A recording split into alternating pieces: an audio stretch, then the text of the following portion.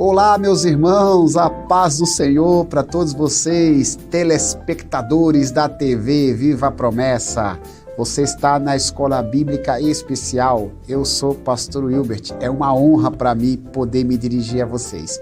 Daqui a pouco a gente vai conversar um pouco mais, sendo que a respeito da Palavra de Deus. Eu conto com vocês, logo após a vinheta.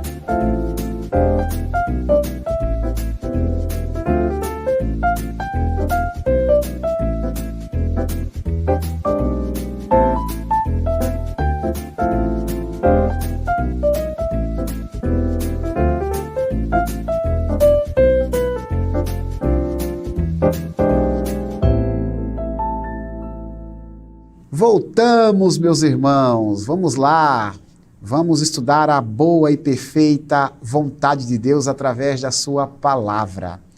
Você se lembra, no seu período de infância, qual tipo de história você gostava de ouvir? Tem muitas histórias infantis que são interessantes. Algumas crianças, inclusive, dormem ouvindo suas histórias prediletas. Não há nenhum problema nós considerarmos algumas histórias infantis, ainda que elas não tenham sido reais. Todavia, quando nos reportamos à palavra de Deus, precisamos deixar muito bem claro que tudo aquilo que está registrado nas Escrituras Sagradas não são histórias infantis, não são mitos, não são fábulas. Tudo que está registrado na palavra de Deus é algo verdadeiro. A nossa fé, a fé no nosso Senhor Jesus Cristo, é consolidada e baseada em palavras verdadeiras, em histórias verdadeiras. É sobre isso que a gente vai conversar na lição de hoje, a lição de número 3, que diz assim: não seguimos as fábulas, ou não seguimos fábulas. O tema geral da nossa lição, a defesa da verdade em tempos de confusão. Nós ainda estamos estudando sobre a segunda carta de Pedro. Em dado momento desse trimestre estaremos estudando sobre a carta de Judas, mas hoje daremos sequência, assim como estudamos nas duas lições anteriores, nós daremos sequência ao estudo da segunda carta de Pedro, lembrando a todos que Pedro, apóstolo do nosso Senhor, escreveu duas cartas que carregam o seu nome, e a segunda delas trata a respeito da defesa da fé, da importância de defendermos a verdade do Evangelho. Se tem algo que Pedro faz questão de salientar com as suas palavras, é que o Evangelho do nosso Senhor Jesus não é um conto de fadas. O Evangelho de nosso Senhor Jesus é a verdade que provém do coração de Deus para o coração da humanidade. O texto base da nossa lição, que está registrado no versículo 16 do primeiro capítulo, palavras de Pedro, diz assim: porque não seguimos fábulas engenhosas, quando vos fizemos conhecer o poder e a vinda do nosso Senhor Jesus Cristo, pois fomos testemunhas oculares de sua majestade. O apóstolo Pedro está fazendo questão de dizer que viu o Senhor Jesus, foi uma testemunha ocular. Ele participou do ministério do Mestre.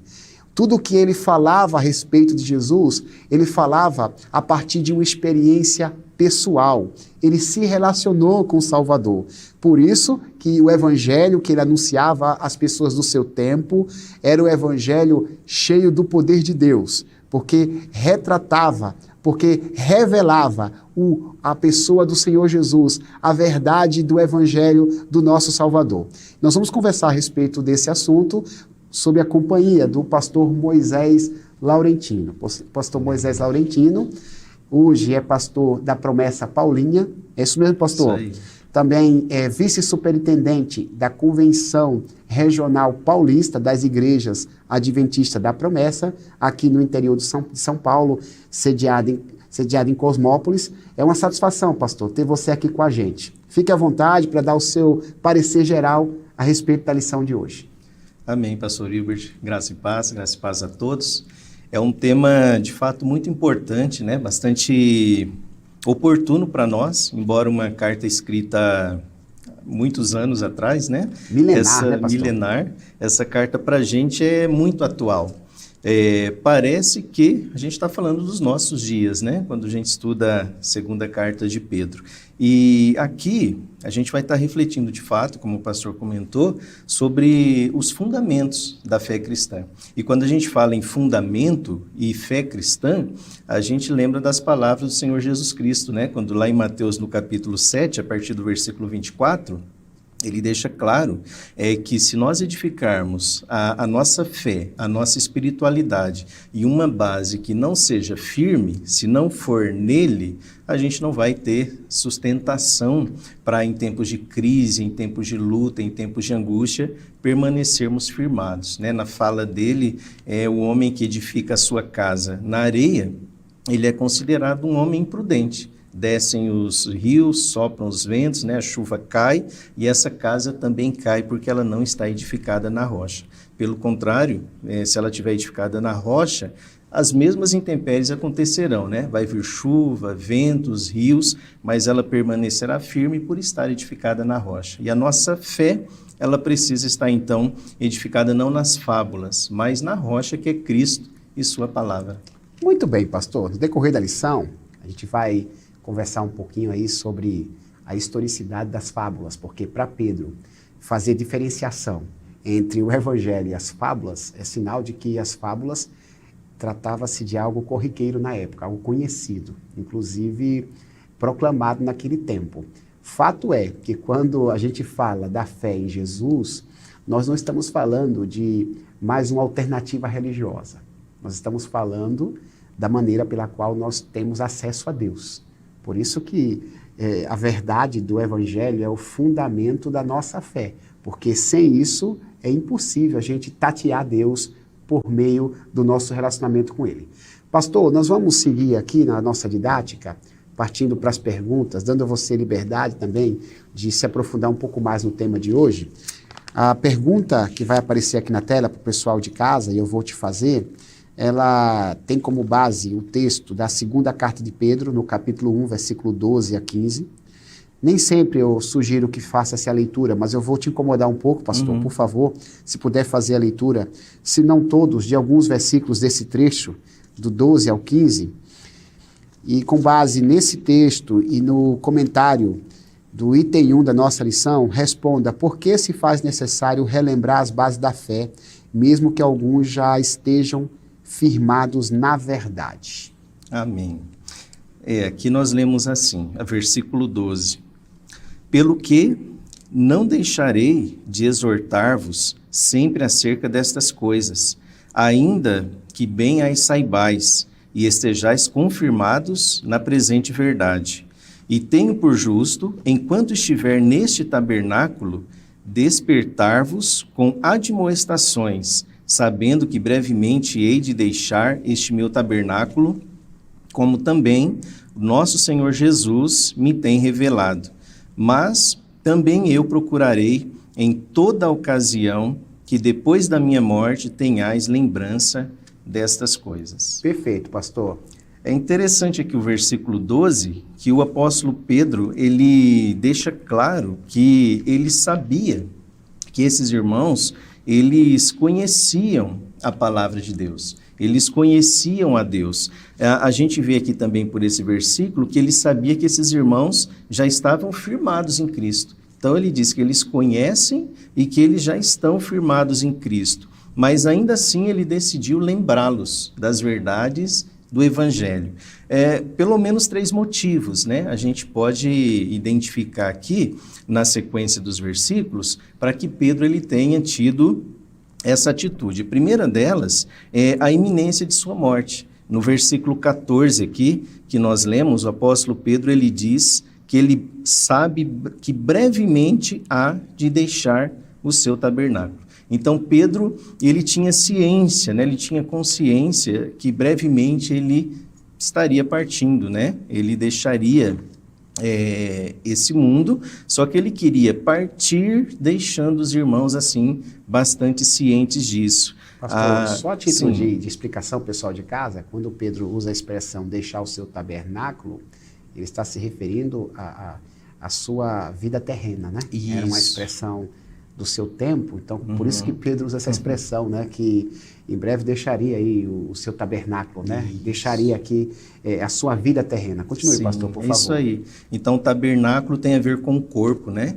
Como a gente já viu, a primeira carta de Pedro, ela foi escrita ali mais ou menos em 60 depois de Cristo, e ela foi escrita porque havia uma ameaça externa, né? Já a segunda carta de Pedro, 6, 7 anos depois, né? 67, 66 ali, ela foi escrita, só que o problema não era mais externo, agora era ameaça interna. Alguns falsos profetas, eles estavam se levantando ali, falsos mestres se levantando, persuadindo e convencendo alguns. E Pedro, sabendo que a sua morte estava próxima, por quê?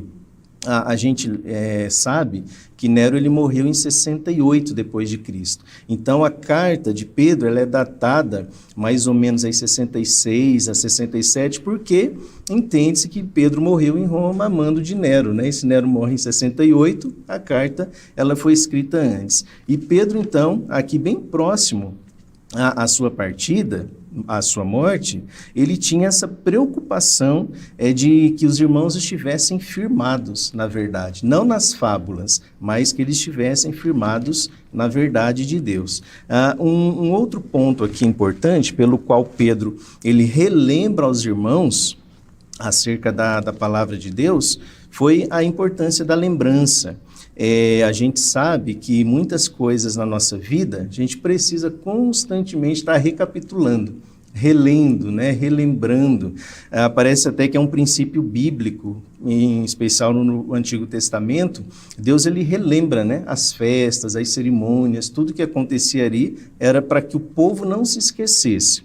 Nem tudo na vida é como andar de bicicleta, né? Diz que quem aprende a andar de bicicleta nunca mais esquece. Não sei se é verdade. De moto eu acho que é. Eu fiquei uns 15 anos sem andar de moto, peguei e fui embora. Você vai meio a princípio ali, parece um tronco em cima da moto, né? Meio duro, mas depois você pega o jeito. Outras coisas não. Se a gente não tiver constantemente, a gente acaba esquecendo. O meu filho mais velho, Samuel, ele gosta de cubo mágico, né? Ele tem uns 15 cubos mágicos e monta todos ali. Aí eu peguei um para aprender uma vez, aquele mais conhecido, o 3x3, fiquei a férias toda pegando lá passo a passo, aprendi, consegui montar. Fiquei acho que uns 3 meses sem montar, não consegui mais. Jeito. Aí preciso pegar todos os passos de novo para tentar montar. E com relação à fé cristã, se a gente não tomar cuidado, se a gente não estiver constantemente relendo, relembrando, voltando à Escritura Sagrada, congregando, ouvindo sermões, ouvindo pregação, muito facilmente a gente se deixa levar por fábulas, por ensinos contrários às verdades de Deus. Quando a gente olha para o Novo Testamento também, parece que na própria ceia, né, Jesus Cristo ele já institui ali como um memorial, para que os seus discípulos eles estejam se lembrando daquilo que ele fez. Por isso que lá em Lucas 22:19 ele diz, né, isto é o meu corpo que foi dado por vós. Façam isso em memória de mim, para que eles estivessem relembrando. O Espírito Santo também, em João 14:26, ele é apresentado como um Deus que faria nos lembrar daquilo que já aprendemos com o Senhor Jesus Cristo. Então, em primeiro lugar, Pedro ele se preocupa aqui com a iminência de sua morte. O segundo lugar aqui, ele estava querendo que os irmãos se recordassem das vontades da palavra, dos princípios e dos preceitos de Deus. Mas em terceiro lugar, Pedro ele relembra aos irmãos, mesmo tendo essa ciência aqui do versículo 12, né, que eles já eram conhecedores e que eles já praticavam a palavra. Mas ele relembra aos irmãos para que os cristãos eles pudessem permanecer firmados mesmo após a sua morte. O versículo 15 ele diz assim, de minha parte, esforçar-me-ei diligentemente por fazer que a todo tempo, mesmo depois da minha partida, conserveis a lembrança de tudo. Então ele ia partir, mas e os irmãos? Estariam firmados nele ou na pessoa de Jesus Cristo? Nele ou na palavra? Acontece às vezes isso, né? Quando um pastor sai da igreja, infelizmente alguns membros acabam saindo também, porque estavam com a fé alicerçadas no pastor, não em Cristo, não na palavra. Pedro, ele não queria isso para si. Ele relembra aos irmãos para que a fé deles estivessem firmadas em Cristo, na palavra, para que quando ele partisse, deixasse o tabernáculo, né, o seu corpo, esses irmãos eles não se perdessem em meio aos falsos ensinos, às fábulas que os falsos mestres estavam levando ali na igreja. Acho que, inclusive, pastor, este foi o legado deixado por Jesus, né? Embora a nossa fé esteja na pessoa do Filho de Deus, mas do ponto de vista terreno, ele esteve entre os homens durante 3 anos e meio, ao menos exercendo o seu ministério, né? Se apresentando pós-batismo.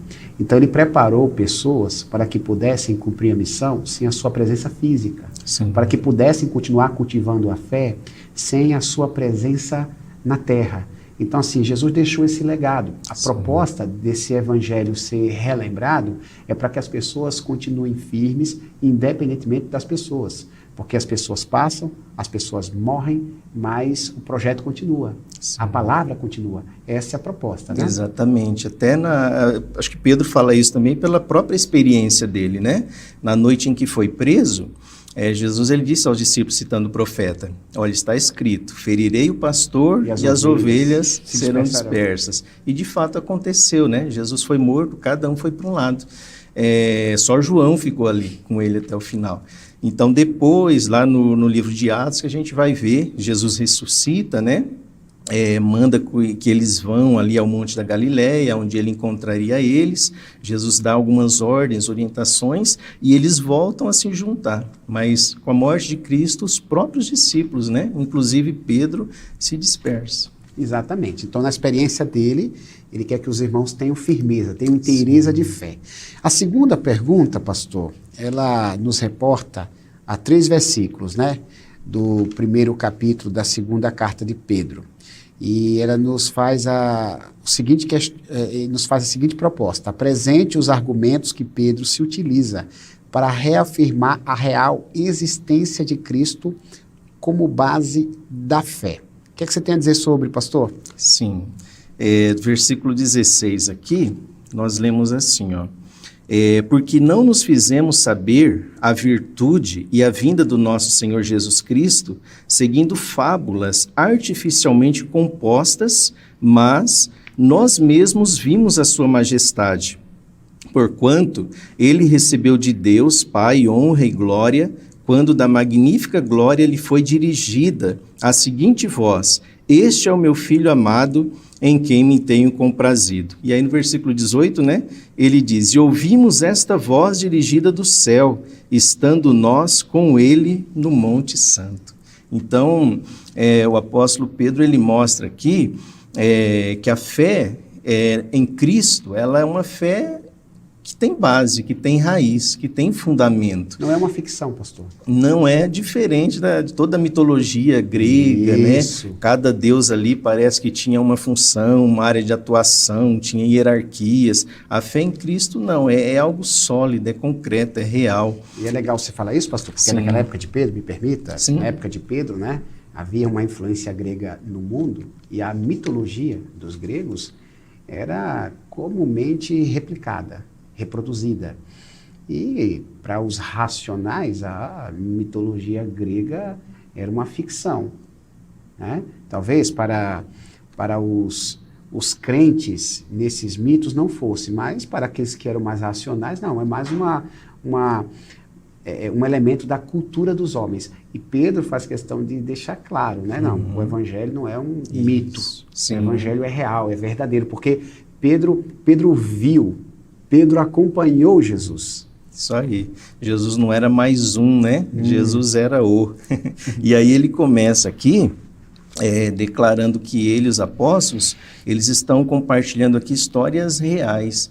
O versículo 16, a expressão que ele usa aqui, fábulas, no grego, é mitos, né? Da onde vem a palavra mito, histórias inventadas ou fábulas. Ele diz que a nossa fé, ela não está embasada em mitos, em fábulas, mas na própria pessoa de Jesus Cristo. Por quê? Ele se apresenta aqui como um testemunho ocular.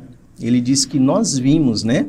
E aí ele faz menção àquele texto que Mateus registrou ali no capítulo 17, quando Jesus sobe com os discípulos ao monte, chama Pedro, Tiago e João, ele tinha esses três mais próximos, né? E ali no monte ele se transfigura, algo assim sobrenatural, o semblante dele, o rosto dele, a fisionomia dele, os discípulos veem e pasmam, né? De repente aparece ali Moisés e Elias.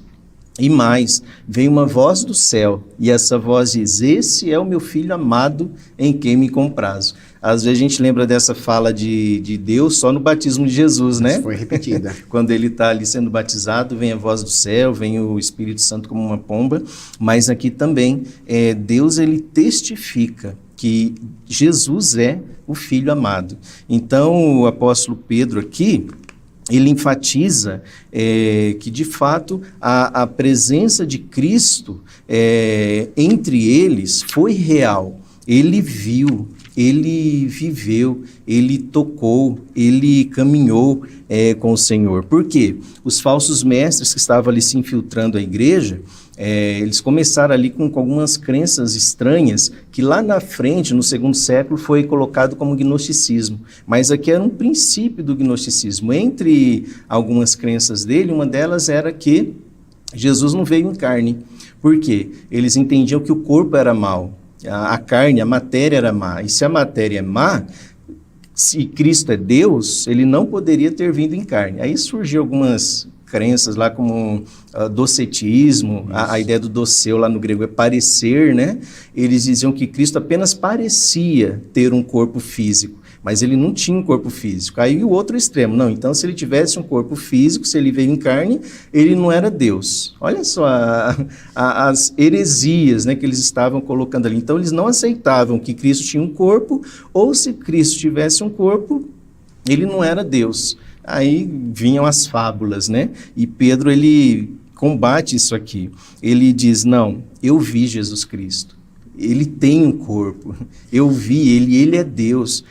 A gente caminhou com ele. Nós subimos ao monte, ele se transfigurou. Deus do céu, a voz veio, disse que ele é Deus. Então, ele é Deus. Ele tem um corpo e Deus testificou dessa verdade. Então, o apóstolo Pedro, ele combate, né, essa heresia, esse falso ensino, essa fábula, essa falácia, afirmando a real existência de Cristo. Ele existiu porque ele viu, porque ele caminhou, porque ele tocou, e ele é Deus. Tudo que ele viu, todos os milagres, todos os grandes feitos, não bastasse isso, Deus testificou que ele é o Filho amado. Muito bem, pastor, muito bem. Terceira pergunta. Qual a primeira característica que Pedro apresenta para argumentar sobre a palavra de Deus como base sólida para a fé cristã? Aí o pastor, por gentileza, lê para a gente 2 de Pedro 1,19. Sim. E a gente vai se basear tanto nesse texto como também nos primeiros parágrafos do item 3 da nossa lição. Pastor, vamos lá. Vamos me provocar um pouco mais, queremos te ouvir. Tá muito bom. Vamos lá. Versículo 19, nós lemos assim: e temos muito firme a palavra dos profetas, a qual bem fazeis em estar atentos, como a uma luz que alumia um lugar escuro, até que o dia esclareça e a estrela da alva apareça em vosso coração. Então ele começa dizendo que temos muito firme a palavra dos profetas. Os dois fundamentos que Pedro ele apresenta aqui é Jesus Cristo e a palavra. Então Jesus é Deus, Jesus é real, Jesus veio em carne, e além de Cristo, além de Jesus, ele coloca um outro fundamento para que a fé desses irmãos estivesse alicerçadas, que era a palavra de Deus. não as falácias, não as fábulas, não os mitos, mas a palavra de Deus. E aqui ele vem justamente enfatizando o quê? Versículo 19, né? A mensagem que os profetas proclamaram é digna de confiança. Então, ele cita a profecia bíblica, o Antigo Testamento, e ele diz que tudo que ali foi escrito, mais ou menos como Paulo lá em Romanos, quando ele diz, né? Tudo, 15:4, né? 15:4. Tudo que dantes foi escrito, para o nosso ensino foi escrito. Então, ele traz a profecia bíblica como algo sólido, confiável. E a primeira característica aqui, para que essa palavra ela seja digna de crédito, que ele enfatiza, é justamente a confirmação. Aquilo que nós falamos aqui, né? Ele diz ainda no versículo 19, temos assim a confirmação das palavras proféticas. Esse assim, ele está se referindo àquilo que ele mencionou antes, à visão de Jesus Cristo transfigurado lá no monte, a voz que veio do céu, né? Deus falando. Então, em outras palavras, se isso não for uma base sólida, o que seria, né? A gente viu, na fala dele, né? A gente viu o Senhor sendo transfigurado. A gente ouviu Deus falando, testificando. Deus confirmou.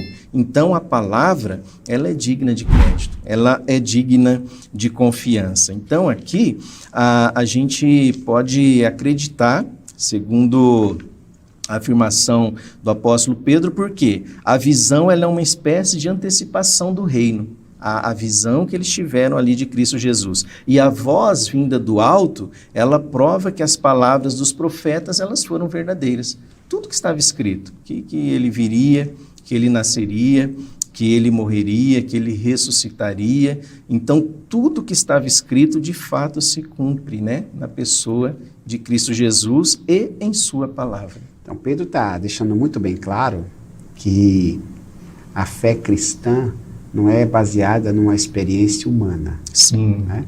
Porque desde aquele tempo, pastor, assim como nos nossos dias, existem centenas e centenas de crenças. Eu estou sendo econômico, milhares e milhares de crenças, se não milhões. Mas assim, a crença no Senhor Jesus Cristo, ela é única, ela é genuína, porque Jesus não foi um homem diferente que esteve entre nós. Jesus foi o próprio Deus, o Deus encarnado. O companheiro de Pedro, em uma das suas cartas, diz, olha, nossas mãos o apalparam, né? Nós o tocamos, nós sabemos de quem estamos falando. Pedro não contou a história a partir daquilo que ele tinha ouvido de alguém. Ele tinha vivenciado essa experiência. Por isso que ele está tão preocupado que a fé dos irmãos esteja fundamentada em Jesus, né? Porque essa fé, ela é a razão da existência de todo ser humano. E ela deveria ser cultivada independentemente da presença física dos apóstolos, independentemente do apacentamento dos apóstolos. Pedro e seus colegas de ministério iriam morrer, mas a fé deveria continuar. Sim. Essa é a tônica do Evangelho. O Evangelho verdadeiro, pastor, ele não depende da liderança de um homem, embora a liderança mereça respeito e também tenha a sua relevância. Mas um dia, pastor Moisés vai passar, pastor Hilbert vai passar, então, e o Evangelho continua, e as pessoas precisam acreditar nisso. A fé que essas pessoas cultivam em Jesus não depende da gente, não depende de homens comuns. Por isso que ela foi manifestada no próprio Deus encarnado. Isso aí, já dizia o profeta e o próprio Pedro, ele repetiu, né? Seca-se a erva, caem as flores, mas a palavra de Deus subsiste eternamente. E isso precisa nos encorajar a termos uma perseverança, né? A gente precisa ter perseverança em Jesus, não? Porque tudo passa, mas assim, a fé que ele apresentou para mim é uma fé para a vida inteira e para a eternidade. Sim. Pastor, eu vou fazer a leitura, enquanto você se prepara para responder a quarta pergunta, né? A leitura sugerida está nos versículos 19 a 21, ela nos reporta a palavra escrita, né? Que diz assim, ó, assim temos ainda mais segura a palavra profética, que vocês fazem bem em dar atenção a ela, como a uma luz que brilha em lugar escuro, até que o dia clareie e a estrela da alva nasça no coração de vocês. Primeiramente, porém, saiba que nenhuma profecia da Escritura provém de interpretação pessoal, porque nunca, jamais, qualquer profecia foi dada por vontade humana. Entretanto, homens falaram da parte de Deus, movidos pelo Espírito Santo. Por favor, pastor, mais duas características sobre a palavra de Deus, quais são? Amém. Então, a base da fé é Jesus e é a sua palavra poderosa, né? E aí ele apresentou aqui a confirmação, o próprio Deus confirmando a palavra, e mais essas duas outras características importantes, que uma delas é a relevância. Quando ele menciona aqui o Salmo 119, no versículo 5, que diz lá, né, lâmpada para os meus pés a tua palavra e luz para o meu caminho, ele está trazendo aqui a relevância da palavra de Deus para a vida do ser humano.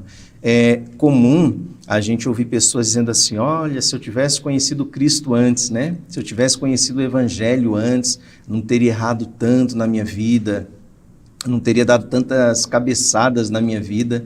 Por quê? A vida sem Deus, a vida sem a palavra, é como se a gente andasse na escuridão.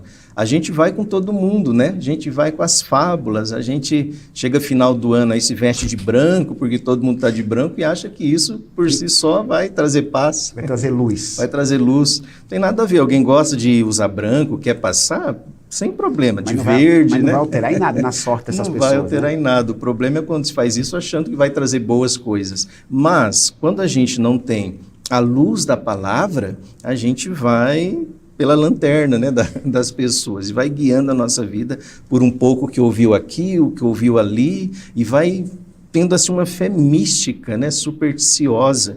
E a palavra não. Ela é lâmpada para os nossos pés, ela é luz para o nosso caminho, por isso o apóstolo ele enfatiza aqui a relevância da palavra de Deus na nossa vida. Sem ela, é como se a vida fosse vivida na escuridão. Com a palavra, a gente passa então a entender os propósitos gloriosos de Deus. E a terceira característica, ele fala aqui da sua inspiração. Então, por que a Bíblia ela é base para a nossa fé? Porque ela é inspirada por Deus. Nenhum homem, e quando a gente vai estudar um pouquinho sobre a história bíblica, né? Mais ou menos ali 1.600 anos, né? Moisés ele começa a escrever ali 1.500 antes de Cristo, João finaliza por volta do ano 90, o Apocalipse, então 1.600 anos. Mais ou menos 40 pessoas que Deus usou ali para escrever as Escrituras. 3 continentes, né? A Ásia, a Europa, a África, 3 idiomas, o grego, o aramaico, o hebraico. Então, tudo isso, a gente não vê contradição na palavra. Era para ter, né? 1.600 anos, 40 pessoas diferentes, 3 idiomas, 3 continentes. Tem tudo para haver um verdadeiro contraditório, né? Sim. Mas é diferente, né? Exatamente. Quando a gente pega do Gênesis ao Apocalipse, não há nenhuma contradição. Então, a palavra, ela é inspirada. Como explicar isso? Uma mente, né? Por trás daquelas 40 pessoas que escreveram nesses 1.600 anos, uma mente só estava guiando, iluminando, soprando neles a palavra. E essa mente é o Espírito Santo, é Deus, né? Deus Espírito Santo estava ali influenciando para que tudo que fosse acontecendo. João ele chega a dizer assim no final da sua carta, se tudo que Jesus fez fosse escrever em livros, ele usa uma linguagem exagerada, né? Não caberia nos livros de todo mundo, né? Mas aquilo que é suficiente ou necessário para a nossa fé está registrado. Então, a Bíblia ela é inspirada por Deus. Então, por que a gente pode confiar nela? Tem a confirmação de Deus, ela é relevante para a nossa vida. A nossa vida antes da Bíblia, antes de conhecer a palavra, e depois muda, né? É uma vida antes de conhecer a Cristo e a palavra, e uma vida depois de conhecer a Cristo e a palavra. E, de fato, ela é uma palavra de Deus. Por que ela muda, transforma, liberta pessoas? Porque ela é inspirada por Deus. A gente pode afirmar, pastor, que uma fé desprovida de Bíblia não agrada a Deus. Não. Aí é aquela fé superficial, como o apóstolo ele escreve lá aos Efésios, aquela fé tipo uma folha seca, né? Que é levado de um lado para o outro por vento de doutrina. Talvez uma fé como os cristãos de Atenas ali, que viviam buscando novidades, né? Olha, tem uma novidade ali. Às vezes a gente vê pessoas ainda hoje assim, né? Olha, ali está revelando. Vamos lá que tem revelação. Olha, ali surgiu um homem de Deus. Olha, ali tem um profeta de Deus. E as pessoas ficam assim, vai de um lado para o outro, não tem uma firmeza, não tem uma convicção, não tem raiz. Por quê? Falta a palavra, né? Sem a palavra de Deus, a fé, a vida humana, ela fica como essa folha seca, levada de um lado para o outro. Eu gostei muito da tua figura de linguagem, quando você falou que quando uma pessoa não se deixa iluminar pela palavra, porque na figura de linguagem bíblica, a iluminação da palavra, ela ilumina quem está na escuridão. As pessoas que não tomam posse, vamos assim dizer, desta iluminação espiritual da Bíblia, elas são guiadas pelas lanterninhas dos outros, né? Sim. Aí a fé, ela passa a ser uma fé mística humana. Sim. Eu posso até dizer que em alguns casos ela se torna uma fé sincretista, uma verdadeira mistura. Então assim, uma fé confusa, uma fé que não satisfaz. A fé genuína, a fé robusta, a fé que transforma é aquela associada à palavra, associada a Jesus, mas Sim. Jesus e a palavra se misturam. Ele é a palavra, né? Sim. No princípio era a palavra estava com Deus e a palavra era Deus. A palavra se fez carne, habitou entre nós, cheio de graça e de verdade. Então assim, Jesus Cristo, nas Escrituras é apresentado, as Escrituras apontam para Jesus. Então a fé desprovida de Bíblia é uma fé inoperante. Exatamente. Que não surte efeito algum, pastor. Sim. Podemos afirmar dessa forma, correto? Sim, tem muitas pessoas, já conheci algumas, que dizem assim, olha, eu aceito tudo, falou em nome de Deus, falou de Deus, seja espírita, seja católico, seja evangélico, qualquer coisa, falou em nome de Deus, eu aceito. E não é bem assim, né? Não é. Existe só um caminho. E Jesus diz, eu sou o caminho, a verdade, a vida. Então, falar em nome de Deus é aquela expressão que a gente às vezes brinca e fala na igreja com os irmãos, até um papagaio, né? Se você ficar na frente dele falando curupaco, louro crê em Deus, você vai repetir daqui a pouquinho, né? E fala mas mesmo, ele crê, até hora, se deixar. Ele obedece? Não, ele está repetindo algumas coisas, mas a gente precisa, e Deus nos deu razão, entendimento, né? A gente precisa entender, ler, refletir, pensar, não ter uma fé de sentimento.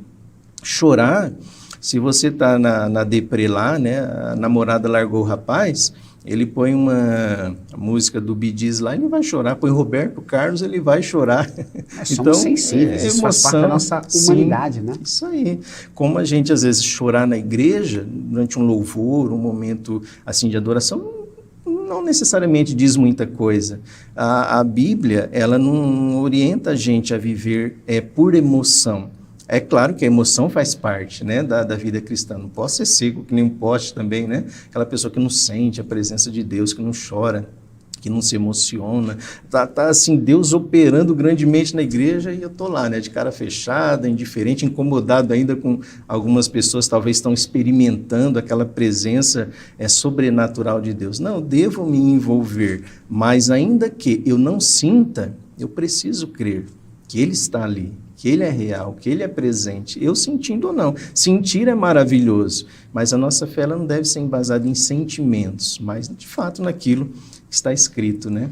Nós somos emotivos, não tem nenhum problema nos emocionarmos, mas assim, a fé não pode se basear nos sentimentos. Isso, pastor, isso precisa ser escrito.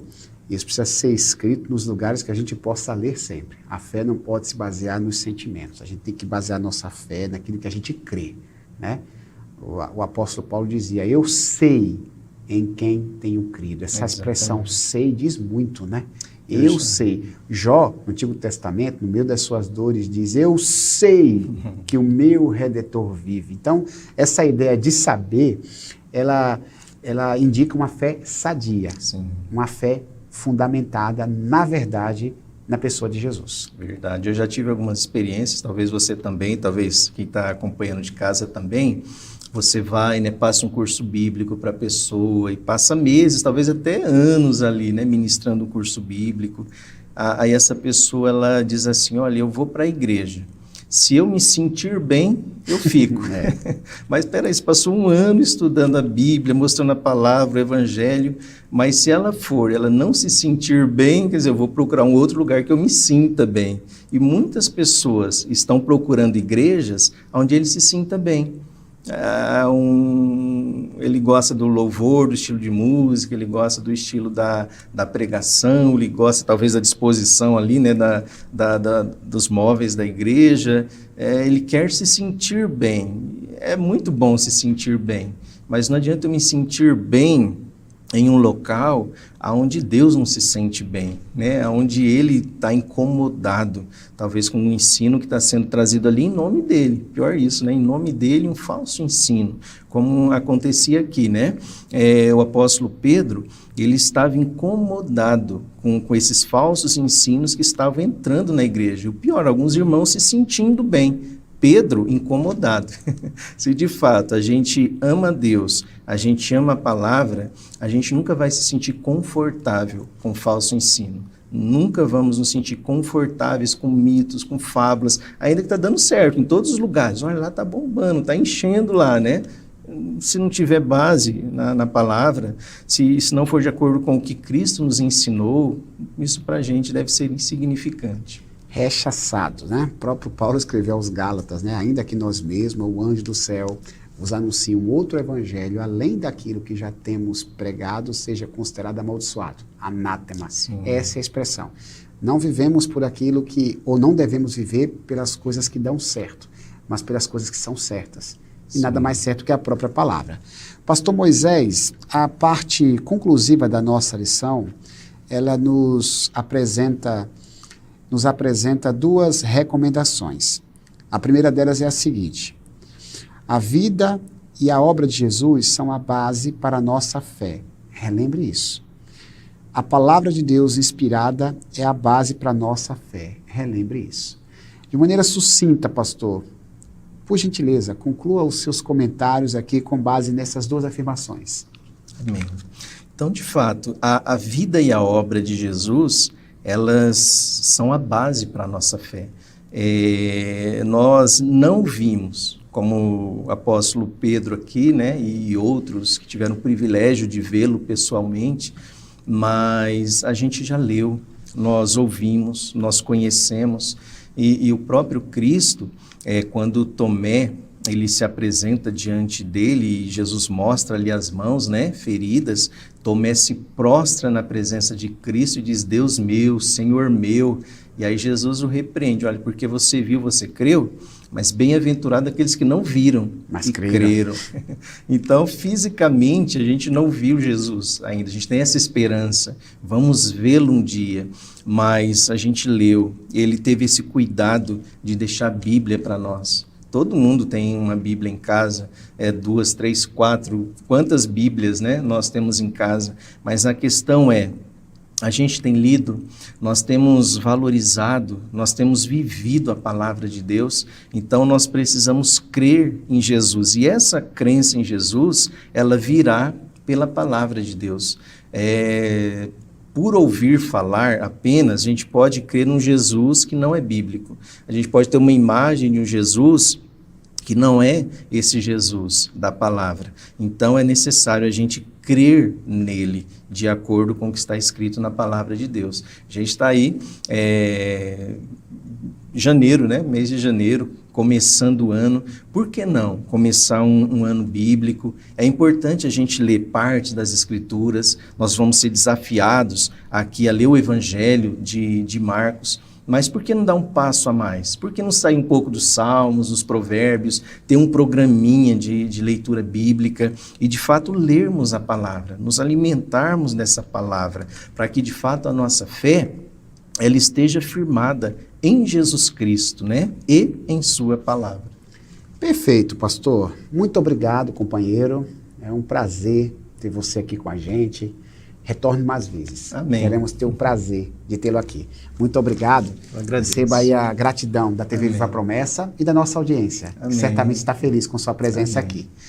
Meus irmãos, eu quero orar com vocês. Depois de nós fazermos as ponderações sobre o Evangelho do nosso Salvador, é momento de nós orarmos, nós apresentarmos a Deus aquilo que aprendemos, para que isso possa ser engendrado em nossa vida, possamos ser praticantes da palavra e não somente ouvintes, mas aproveite também para orar pelas suas demandas, suas necessidades, suas crises, porque Deus é poderoso, Jesus Cristo é poderoso, porque Ele é a solução para todos os problemas.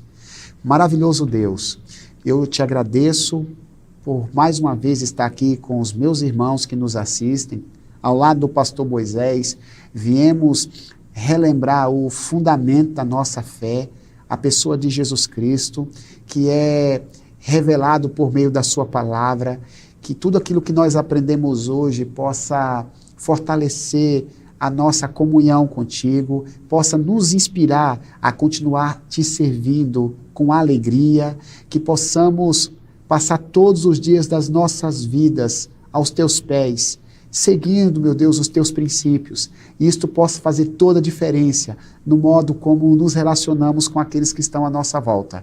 E que as tuas verdades nos preparem para este dia glorioso, que é o dia da tua volta, onde nós poderemos ser chamados pelo nome e vivermos eternamente contigo. Deus maravilhoso, eu aproveito o ensejo para interceder por esses irmãos, essas irmãs que nos assistem, que estão aí nos dando a honra da audiência. Certamente eles têm suas crises, seus problemas, têm suas dificuldades, porém o Senhor é poderoso para resolver todos os dilemas. Diante disso, meu Deus, eu oro para que a bênção do Senhor os alcance, aonde quer que eles estejam, que a bênção da paz, da saúde, da prosperidade, dos milagres estejam sobre essas pessoas que nos assistem. O nosso muito obrigado a Ti, meu Deus, pois acreditamos que todo o poder, toda a honra e toda a autoridade estão nas Tuas mãos. Em nome de Jesus. Amém, amém e amém. Muito obrigado, meus irmãos. Deus abençoe vocês. Não esquece de se inscrever no canal, de compartilhar o link desta programação. Curta também, comente. Nós contamos com sua interação. O nosso muito obrigado. Até semana que vem, se Deus quiser.